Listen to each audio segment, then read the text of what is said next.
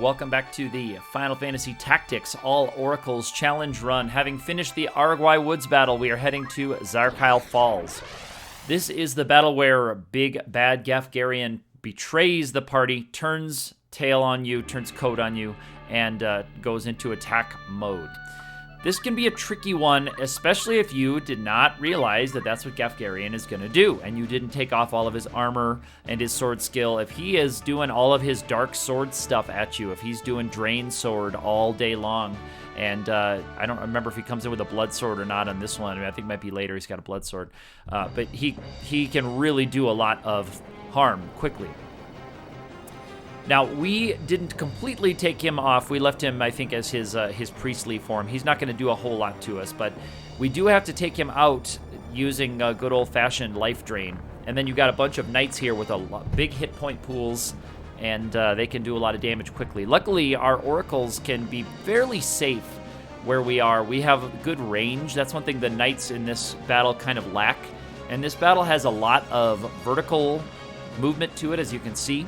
There's a lot of vertical change in this level, which is an advantage to us because we can kind of ignore that vertical difference with our spells. So we can get a 4-tile attack off, and if we're using something like Sleep that can extend to another tile beyond the target, we can actually get to 5.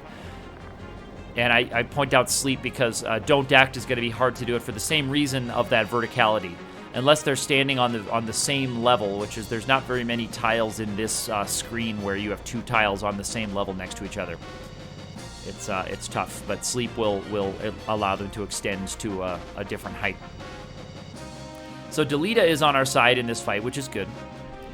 So he can do his good sword skill stuff. So he is a guest character. He's going to keep those knights busy over there for a while, which is nice. I'm glad that they will kind of concentrate on taking care of him. That is where, if you had not changed Gafgarian, he would have done a Night Sword attack on one of us, or maybe Ovelia there, I'm not sure. Can't remember, it's been so long, I usually always have him set. Okay, good, Delita says no on whatever you were going to break. That's good, thank you. Okay, that one will go through, but yeah, not very impressive on the damage, and that knight can't really do anything because Delita's protected on all sides. Ovelia is going to cast her huge M-Barrier spell, by the way, on herself. She has access to a really, really powerful multi-defense spell. That gives her basically all the defensive buffs. I think it's Shell, Protect, I don't know if it's Regen, Re-Raise, all of those fun things. So anyway, here comes Agrias, the Oracle. She's still a guest character, but she will behave like an Oracle. She has access to all that stuff. And boy, she loves Don't Act. I'll tell you, I think it's because Don't Act has a shorter charge time and it has a higher 2-hit rate. It has a higher accuracy, I should say, than some of the other spells. I think that's why she goes with it. The AI just really seems to lean on Don't Act quite a bit. And I don't mind that at all. You know, I don't mind having some of those knights in Don't Act status. That's okay by me. So here's Sleep, and I'm going to see if I can actually get all these guys to sleep. I'm looking to see what our ratio is or what our time is, and I cannot petrify Gafgarian. He has that special named character protection. And Rams, I'm trying to decide where I should move him, where I should keep him, because I'd like him to stay within range of those guys to cast on them, but I don't really want him in range to have them come down and whack him. So if I can keep him, 4 or 5 tiles away from them, that would be good. And so here we're going for Faith status in some of our characters. I've kind of, in real time here where I am in the game as I'm recording, I've kind of stopped leaning on Pray Faith as much. I found that the returns they kind of diminish as we've gone through here, and just the cost of taking an action in time is often doesn't seem like it's as worth it, so that's okay. There we go. Haste Shell, Protect, Regen, Re-Raise, all of that. Yep, I think I didn't mention Haste before, so she's gonna be hasted, but I think she's basically out of MP now, so she won't really do a whole lot else.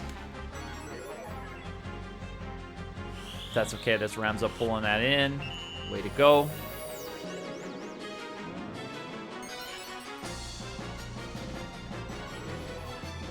Okay, so we're piling up the Faith.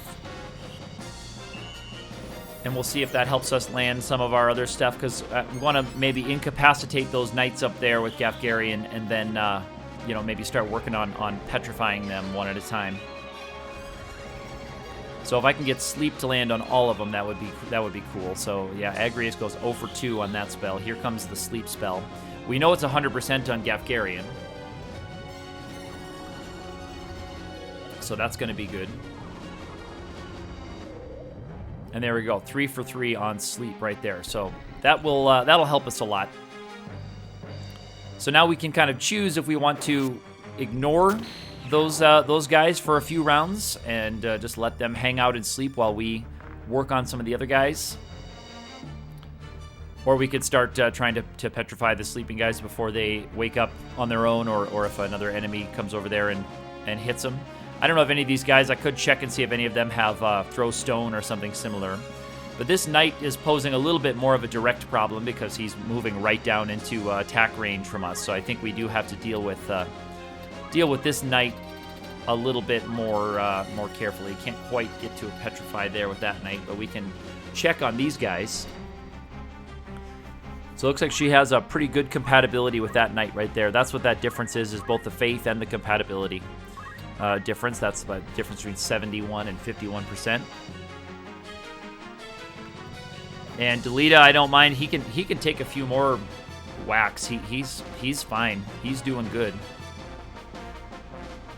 All right, Agrius going down into the water, and is she still gonna? She's gonna try to get darkness on those guys. Okay, there we go.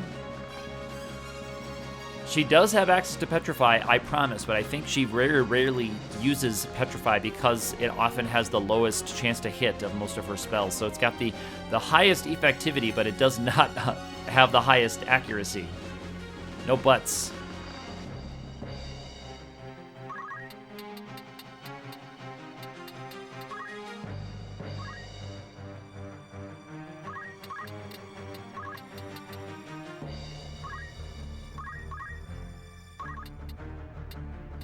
So we're just kind of moving around a little bit here. Ramza's working on Gafgarian. Gafgarian went right back to sleep after that conversation. That's pretty cool. So often if characters are down, like a guest character, if they are KO'd, they will come back with 1 hit point after a conversation. But other statuses, obviously, they don't leave those statuses. And I guess I can't remember if they're poisoned if they turn away from being green for a minute while they have a conversation with you and then they go back to being green. I don't actually know. So we've got darkness on 1 knight there. Thanks, Agrius. That was a very highly effective spell right there.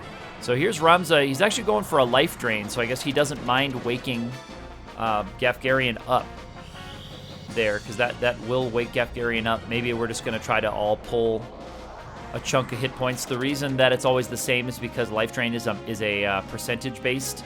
It takes away a quarter of your max HP. So no matter what your level or magic attack value is, it will always take the same amount. There's Gafgarian. He's going to try to he's going to try to heal, and then he moves away. But I think so he targeted on himself rather than the tile. So he actually missed out on healing a knight. I don't think that knight's taken any damage, so it doesn't really matter. But he could have targeted that on the tile and been fine. So there's that knight petrified down there. Gafgarian's on his feet. And here's Delita just cruising. Crush punch right there is what that's called. So he's crush punching guys over on that side. That'll work. That'll work. And of course, in a normal battle here, Agrius also is doing stuff like Stasis Sword and Crush Punch and all of that. Now that knight could have gone for an attack there to wake up that knight, but curious that it chose not to do that. Maybe thinking that knight didn't want that knight to be too weak on the HP ladder in this fight. Okay, so here we're going for a life drain again. So that's the reason why here is because, again, the named characters, the story characters, you can't do the instant KO stuff like Petrify with them. So we are going to actually have to take Gafgarian out with damage. So I guess that was the plan there, is that I just had Ramza get started with life drain, and try to take him out with damage. We could have also maybe gone for hits with the ice rods. It puts us in a little bit more danger of being attacked because we'd be closer to the other knights moving around. But yeah, the thinking is that if you hit him 4 times with 4 life drains, that'll do it. Now he did heal himself, so that'll be another 2 more life drains we need to do. So I'm just looking to see when life drain will go. Okay, yep. So try to knock out a couple more of these.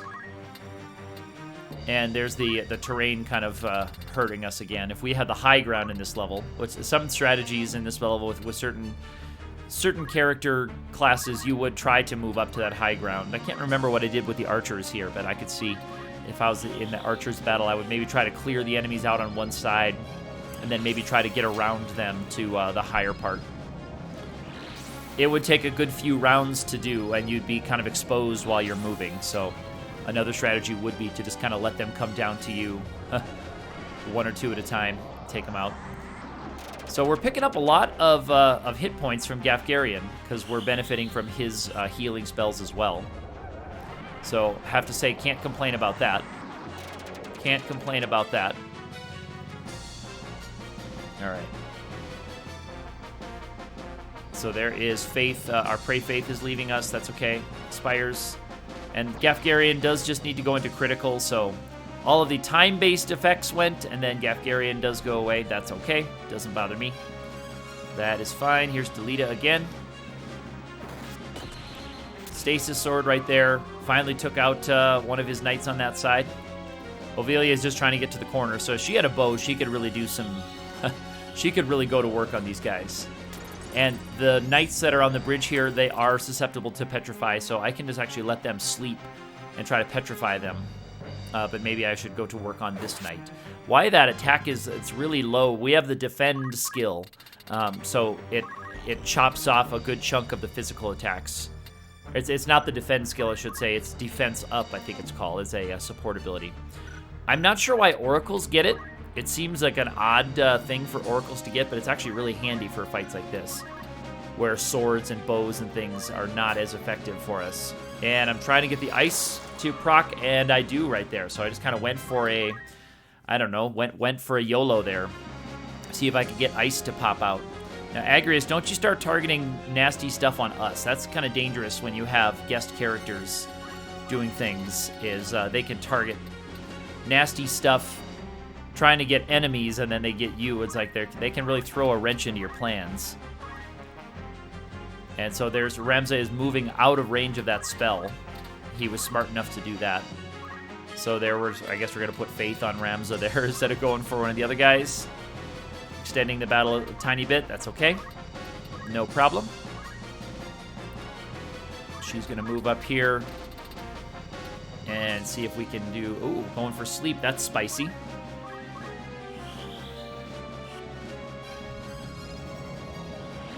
And is that darkness she's trying? I think that might be darkness that Agrius is trying. Yeah. I don't remember the animations all specifically, but I believe that's the darkness one. So here comes Prey Faith on Ramza, who's charging himself. Ovelia is... Oh, she's just going to move into the water. Okay. Watch your step, Ovelia. Same thing with you, Delita. Watch your step. Coming out of that waterfall, standing in the waterfall. Doesn't seem so safe. Okay, here's Sleep. I think we're just like resolving sleep again on these guys. Refreshing the sleep status. So I was wondering, I think maybe I had that thought because they'd been sleeping for most of the battle. I thought, oh, I'll reapply sleep while we just do our final petrifications. So she is going to move really because she needs the MP to cast again, or she just wants to have a good MP pool to cast again. And is Delita... Oh, couldn't quite go for the stasis sword, which is it was curious, but that's all right. Don't mind. Agrius is doing nothing, so she could have targeted a petrify, but maybe she just decided that it wasn't even worth trying. He doesn't have enough MP for petrify, so he's going to have to move first. He's got 13 MP, so he's going to have to move first to get up to... I think he's going to pick up 7. Yeah, there we go. So he's got to move first, and now he can target a petrify. And he has, all right, decent chance. 67 is pretty good for Petrify. And so this is what a lot of battles will kind of end with. That knight is completely incapacitated. You know, he's got quite a few rounds before sleep is going to leave him.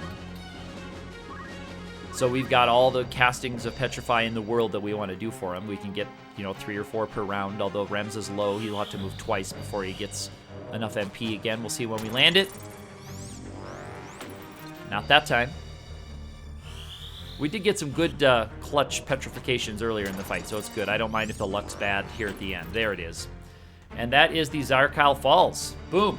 All right, if you like these videos, hit that thumbs up button, subscribe to the channel, leave me a comment, or hit me up on Twitter, where I'm also active _ATE, cruising right along through Chapter 2.